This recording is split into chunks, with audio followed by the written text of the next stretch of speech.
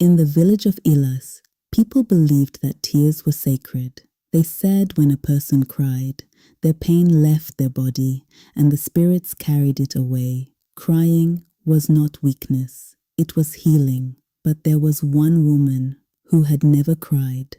Her name was Abeni, not as a child, not as a wife, not even in sorrow, not once. The people watched her closely.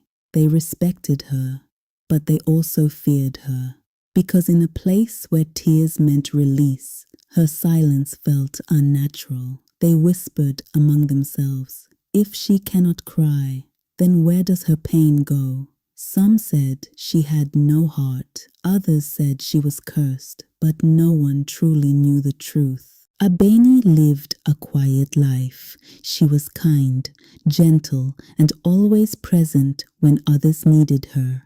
She comforted the grieving, sat beside the sick, and carried burdens that were not her own.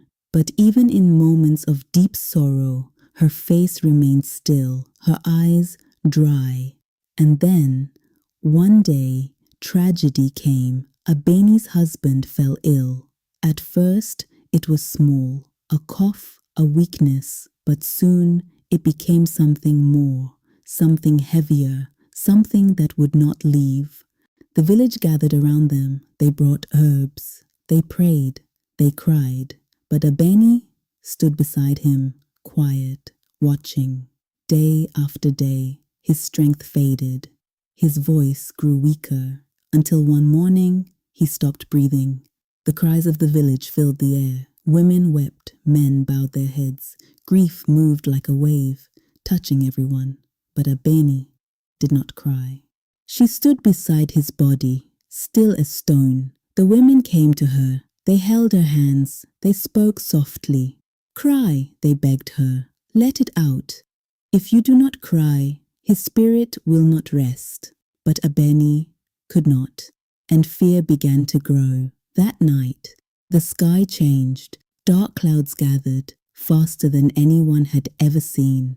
The wind rose, the trees bent. The air felt heavy, unnatural. Then the storm came. It was not like any storm before it. The wind screamed through the village. Roofs trembled. Doors shook violently. The people ran, calling out to one another. And in the middle of it all, Abeni stood alone. The wind wrapped around her, pulling at her clothes, pushing her to the ground. And for the first time, she fell to her knees. Her body trembled. Her breath broke. And then it happened. Abeni cried. But these were not ordinary tears. They were dark, heavy, almost like drops of shadow. And with every tear that touched the ground, the storm grew stronger. The wind roared louder. The earth shook harder. The village began to understand. This was not just grief. This was years of pain held inside with nowhere to go. All the sorrow she had never released was pouring out at once, and it was too much, too powerful, too dangerous. The elders gathered in fear. They watched from a distance, unable to come close, because now they knew the truth. Abeni had not been empty. She had been full, full of pain, full of silence, full of everything she never allowed herself to feel. And now it was breaking free.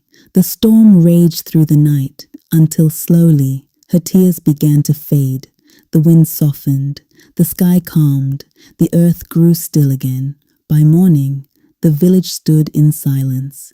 The storm was gone, and Abeni sat alone. Her face was calm once more, her eyes dry again. From that day on, she never cried again, because some pain, when held for too long, does not simply disappear. It becomes something else, something the world cannot contain. If this story stayed with you, subscribe now, because the next one might change how you see everything.